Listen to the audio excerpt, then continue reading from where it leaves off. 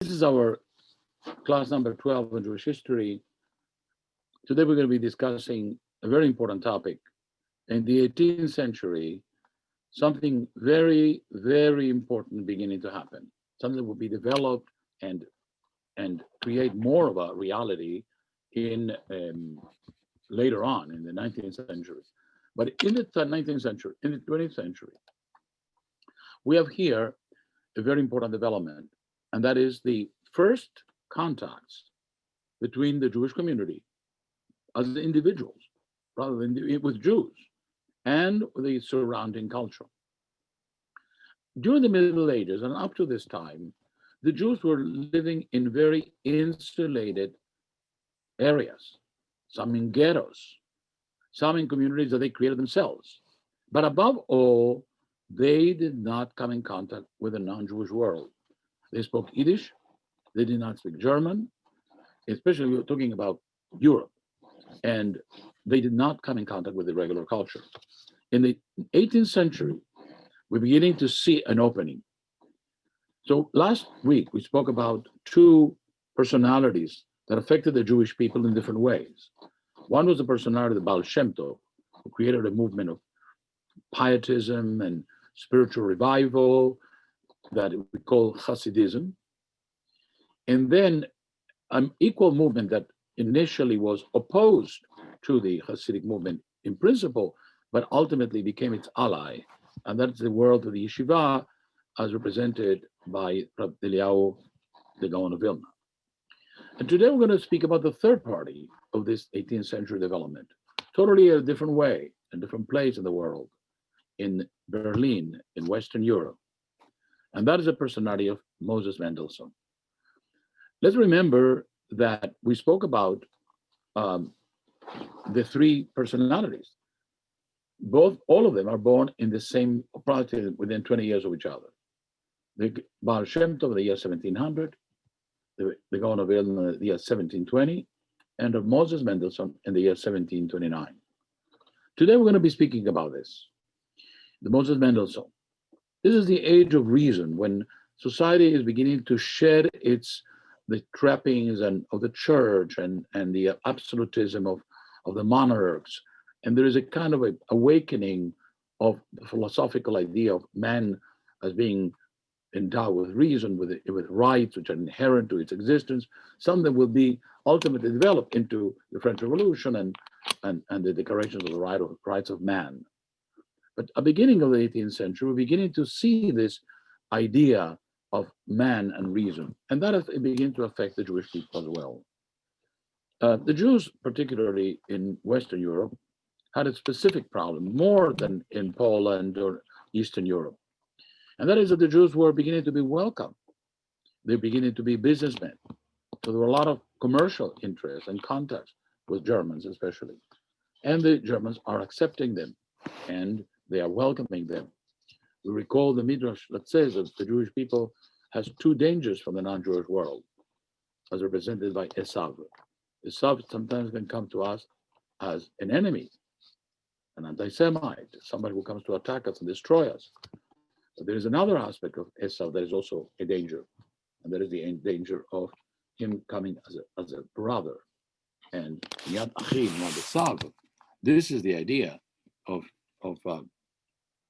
the 18th century, when it comes like welcoming us.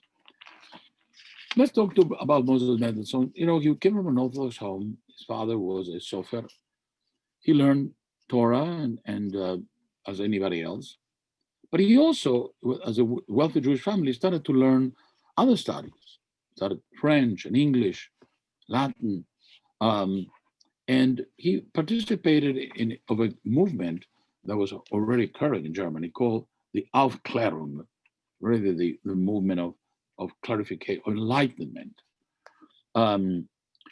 He was recognized as a Jew. I mean, in fact, there is apparently a meeting between him and Rabbi Yonatan Eibeshutz in Hamburg that apparently Rabbi Yonatan Eibeshutz gave a very positive recommendation to him. He was so well known that in one occasion he handed an essay on a metaphysical theme to the Berlin Academy of Sciences, and he won the first prize. Now, you know who won the second prize? None other than the philosopher Immanuel Kant. So we see that this man was a very well-endowed person. And they spoke, he presented his paper, speaking in fluent German. One of the things that he does, he wasn't involved in Jewish life very much. He came very close to a famous German writer, Lessing, Gotthold Lessing, who wrote a famous play called Nathan the Wise in 1779, and he modeled the wise men after Mendelssohn. So he actually understood that this was an important person in the German literary circles. People like Lessing and other Germans who were not Jewish, but encountering people like Mendelssohn, started to ask the question, maybe the Jews should be welcome more. These are intelligent people. These are people that we can learn a lot from. So Mendelssohn was a very important part of the concept of these more liberal intellectuals saying that we have to give the Jews, we have to stop this prejudice against the Jews, and we have to welcome them into our society. One of the things that Mendelssohn does, and it's very critical, just like it was a translation of the Bible into Greek, he translated the Bible into German. That translation was considered to be both so people would study the Bible, but also to encourage children, Jewish children, to study German, to read German. And this sort of was part of his plan to change the Jewish education, not only to the Bible, but also that the children in school should learn other things other than Talmud and Bible. And he, it was sort of, he was defying the traditional methods of education. Because of this, in cities where Jews were, the rabbis forbade the reading of this Pentateuch. In Hamburg and Prague and Altona and in in Hamburg, but in Berlin was more lenient.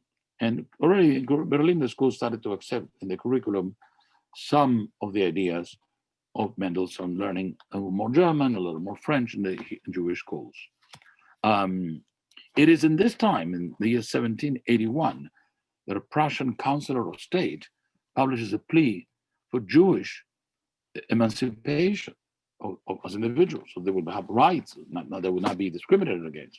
They were not allowed to enter into business. They were collecting taxes for them and so on, other inappropriate things. So after Mendelssohn was instrumental in making that request.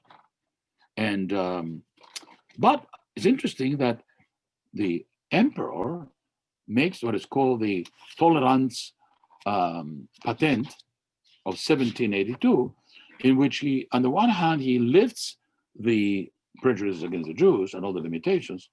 On the other hand, he sort of forces them that in all their business dealings and contracts and papers, they should only use the German language.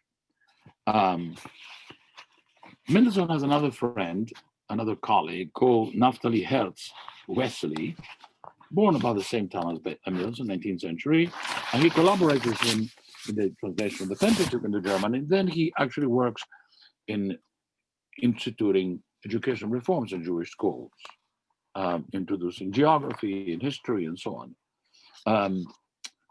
The rabbis like Yechezkel Landau, the Nodavi Yehuda in Prague, the Chatam Sofer in Bratislava, in Pressburg, and Rabbi Kiva Eger in Poland, all of them, Poznan, they all write very negative letters against these modifications and these intrusions in the Jewish schools.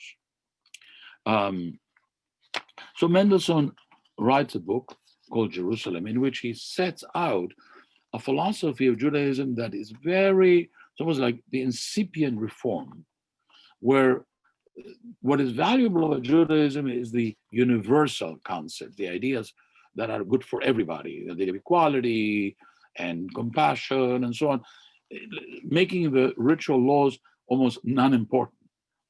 I mean, he did not say that we should not observe them, but he feels that it was the higher uh, concepts were more important. And this is actually going to be in the reform movement when they actually are going to say, well, the only thing that is important are those ethical laws, and all these ritual laws of kashrut and so on, or not working on Shabbat, are not anymore relevant. So this was the beginning.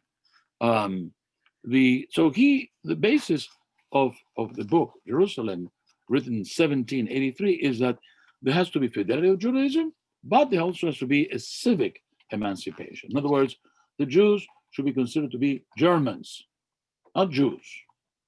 Eventually, this is going to become German of the Jewish religion. But first and foremost, they were German. So, you know, the tragedy of Mendelssohn and in that philosophy is that although he was an observant Jew all his life, and he lived like an Orthodox Jew, his children, 4 of his 6 children, converted to Christianity. And one of the grandchildren, of course, is the famous Felix Mendelssohn, the musician. Mendelssohn starts a whole movement of other Jews who are following his ideas. And this is what we call the Haskalah in Hebrew. Haskalah is also kind of enlightenment, group of Jews who, while they don't want to convert to Christianity, and they still want to be Jewish, but they want to be Jewish in a very different way than traditional Jews. You know, they wanted to speak Hebrew more than Yiddish. They wanted to keep the Hebrew. Many of the writers, like Mendelech, Mocher Sforim, and others in the 19th century, and eventually they want to push this concept of a new revival of the Jewish culture, like a secular Jewish culture, but it's Jewish. They wanted to adapt the Jewish religion to the new times. So in some cases, they encourage people to pray in German, to remove all references to Zion and Jerusalem, and to remind the people, as the Germans said, the Jews should not have any idea, any contact with the Jews of the other nations. The Jews are Germans first, and they only have one homeland. And that's, this is the beginning. It will develop this further into the reform movement in more form. So they antagonize the Jewish community as a whole, and they were not really successful. In most ways, Jews, could not understand what they were doing. And it was left to only some intellectuals and writers and people who of that sort. But the people were separated from them. It is most of these ideas of assimilation, changing the religion to accommodate to the new times, are going to come in the form of the reform movement and eventually the conservative movement that arise in the 19th century, which is actually to be opposed by the new orthodoxy of Samson Raphael Hirsch, which is in a form a modern orthodoxy, is not an orthodoxy like the way we had before. And these developed to crystallize in the 19th century. I want to point out before continuing with this, the sociological and economic and political issues that we are discussing here, and I want to analyze quickly. First of all, before the 18th century, society, European society, was organized according to groups. It's called the estates. It was the aristocracy, there was the clergy, there was the third estate, which is the bourgeoisie, and then it was the peasantry. So each one, like a caste almost. Each was a different case, a different. So the government addressed people as members of a group. The rights, privileges, taxes were all to the group. So people were part of a group, like a corporation. The Jews were sort of a special corporation. They were not treated as individuals. In the 18th century, something new happens. And that is what is called an egalitarian society, where people are considered to be citizens. Remember, the big word in the French Revolution was citoyen. We are citizens. We're not the bourgeoisie, we're not the clerical, we are, each person is an individual. So in this world, the Jewish people are no longer to be considered like part of a group. of a nation, each person is an individual, separate person. How are we going to keep Jewish identity when each of us is now separate from that group? That is a challenge of the 18th of this time. So how to become integrated? That's the challenge of emancipation. As Jews become citizens of a country, how do they keep the Jewish identity? The Jewish community, by making the people citizens of a state, so now they're no longer bound, or they don't have to accept the authority of the Bedin, the courts of law. So the autonomy that was characteristic of the Jewish communities during the Middle Ages, now it's being eroded because people are now related to the state, not anymore to the community. So the issue is how to become integrated to the political, in the political and cultural civilization without completely giving up the Jewish identity. Now, I want to point out, by the way, that the Jews were being accepted. I want to give you an example. The London Stock Exchange was the world's greatest and most important bourse in the world. There was 124 seats in the exchange. They reserved 12 seats for the Jews as early as 1697. The Jews are very active, but they're still, all their work is behind the scenes. We do not have Jewish politicians, as we will see in the 19th century, a burst of Jewish politicians all over in Europe, as we will discuss in next class. But in the 18th century, the Jews are behind the scenes. The businessmen, the bankers, the craftsmen, all of them are working, pushing for laws and pushing for different kind of regulations, but they're all doing it behind the scenes. So in this world in which there beginning to be an awakening of the concept of the individual, comes a bombshell of the French Revolution. And the French Revolution is now everybody's a citizen, and in 1791, Jews are going to be given the rights of as any Frenchman. But notice this very important concept. A famous delegate to the French National Assembly in 1791, before it was dissolved by Napoleon and so on, a assembly by the name of Clermont-Tonnerre, he says, to the Jews as individuals, all rights. To the Jews as a people, no rights. So a Jew, in a sense, has to abandon his connection to the people if he wants to be a part of a French nation. And that, of course, is going to create all the challenge of the Jewish people. Jews are beginning to be active. In Holland, for example, we talked about that in 1797, Jews are elected to the legislature for the first time in Holland, and the first time the Jews are elected to be legislators. The gates of the ghetto in Venice in 1797 are broken and burned. The doors are burned. Jews are able to go out of the ghetto. In Rome, this happens in 1798.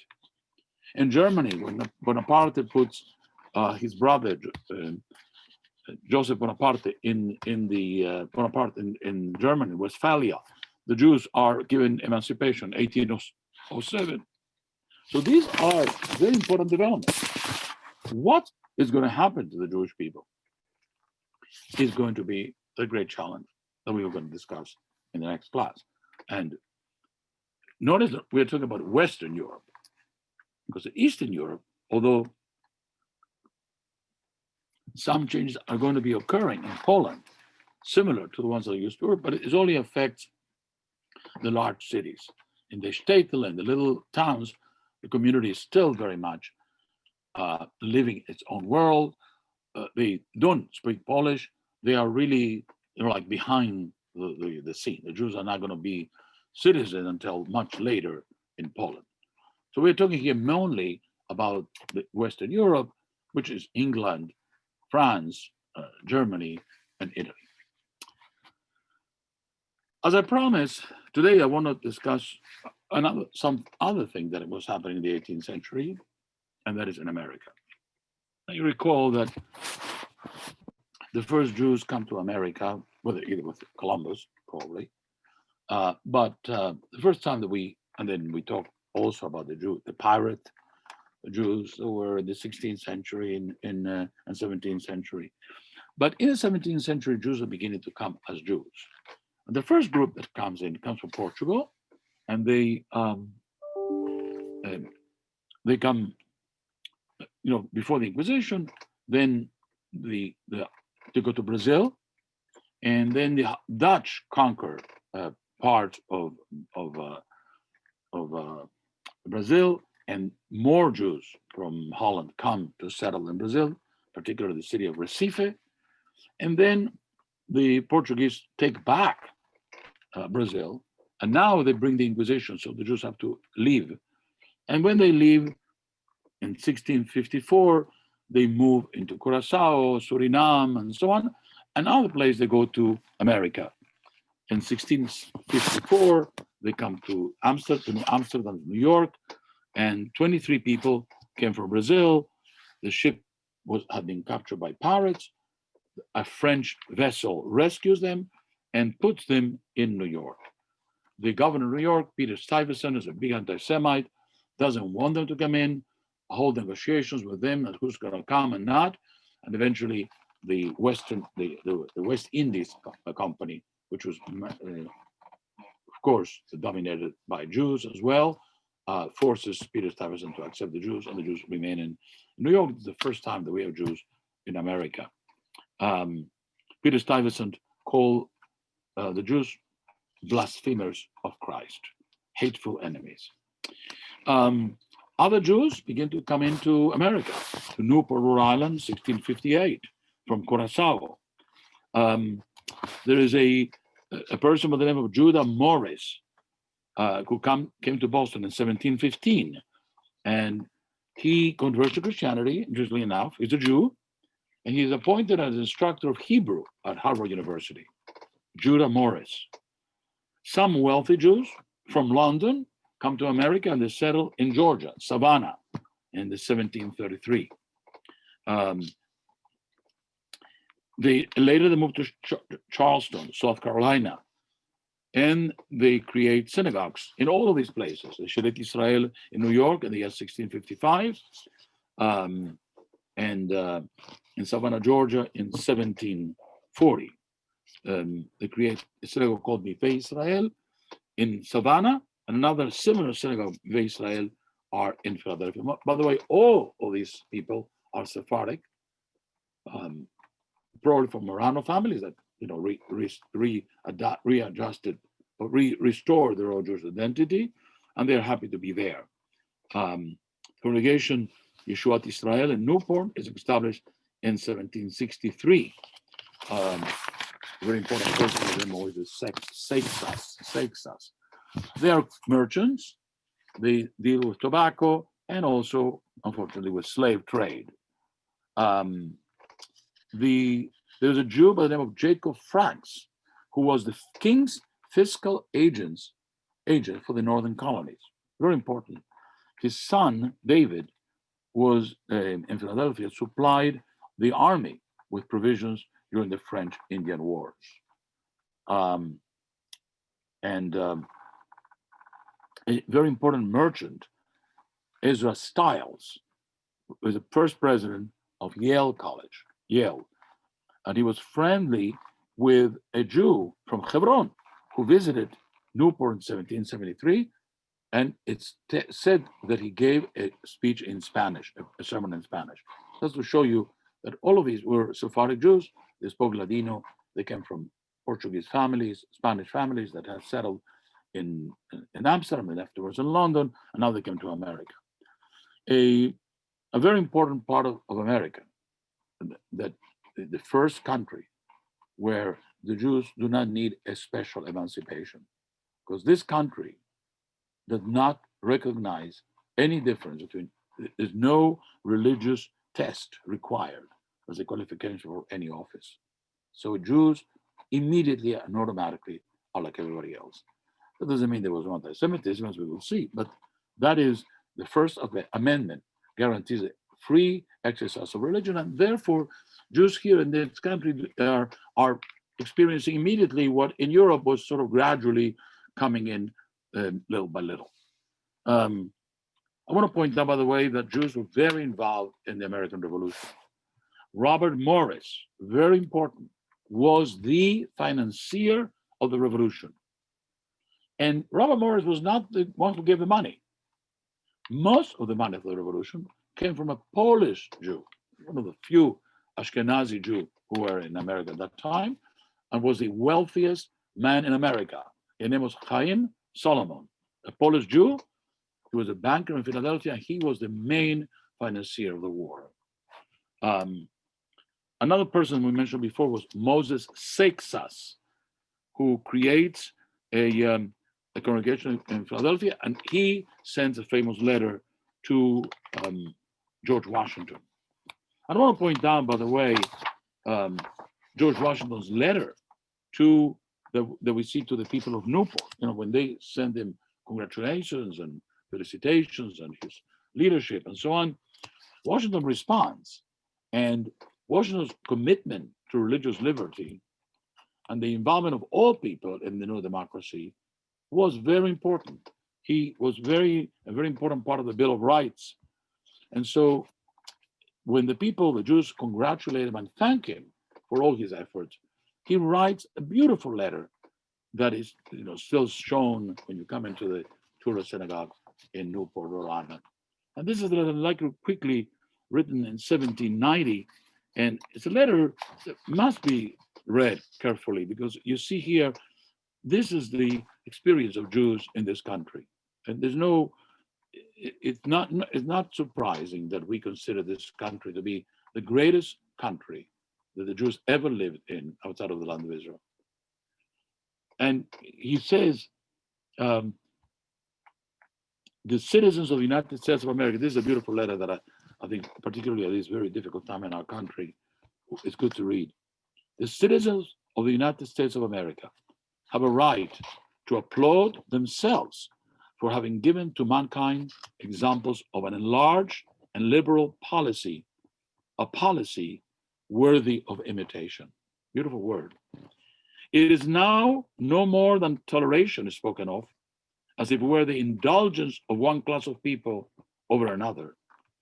For happily, the government of the United States, which gives to bigotry no sanction, to persecution no assistance, requires only that they who live under its protection should demean themselves as good citizens in giving it on all occasions their effectual support. And look at a beautiful line. He said, may the children of the stock of Abraham who dwell in this land continue to merit and enjoy the goodwill of the other inhabitants, while everyone shall sit in safety under his own vine and fig tree, a quote from the Bible, and there shall be none to make him afraid. May the Father of all mercies scatter light, not darkness, upon our paths. It's a beautiful letter. This shows what we were getting little by little and in and out in other countries. In America, we received it immediately together with everybody else. This is a great, I just want to make a quick comment that somebody said that America was never this great, or was great, or not great. America is a great country. And what it did for humanity is, as he said, worthy of imitation. But it is not entirely this, however, this is beautiful. There were occasions when people did criticize Jews for being Jews. I'll give an example. In 1808, Jacob Henry was elected for the first time to the North Carolina legislature. There were no objections. But the next year, when he won for re-election, one of the fellow legislators opposed his nomination by saying that Henry denied the divine authority of the New Testament and could not swear by the Bible. It is the first time that Jews are allowed not to swear, but to affirm and to use a Jewish Bible and not the New Testament. It's an incredible change that already happened at the beginning of the 19th century in America. And so to summarize, as we spoke today about two very different worlds, the world of Western Europe, where little by little, Jews who were coming from a corporate structure policy that was in the Middle Ages, where Jews were treated only as a group. Now they're beginning to be treated little by little as individuals. And as the French called it, citoyen. For the first time, a person is no longer some member of some group, he's an individual. And this comes together with the Declaration of the Human Rights, the rights of man, rather, and of course, the American Revolution, which had already created in Europe the sense that this was the future. Jews, however, in Europe still have to struggle, as we will discuss in the next class. Struggle on both ends. Struggle on the one hand with the rise of nationalism is going to create a lot of anti-Semitism. The Jewish question is going to be raised in Europe. And also internal issues. How are we going to preserve our Judaism while being part of the world? We don't talk about other Jews in other countries. We cannot talk about Zion and Jerusalem. What is our destiny? These are the questions that are going to affect the Jews in the 19th century. And we're beginning to see that the stage is set for the questions that are going to be raised then. In these two scenarios, these scenes in America, the same problems are going to occur for the same reasons. And the rise of the reform movement is going to be one answer to the question. And the rise of course, what we call modern Orthodoxy is going to be the answer to the second question. And finally, and this is what we will discuss in next week as well, the idea of Zionism is both a solution to the Jewish question from the Jewish perspective, and also it's going to be an answer to the Jewish question from the anti-Semitism problem. Some of the people who are very happy with Herzl were those who wanted to kill the Jews, want to get rid of them, let them go. This is for the next class. Thank you very much for listening, and I will be very happy to answer any questions that you may have.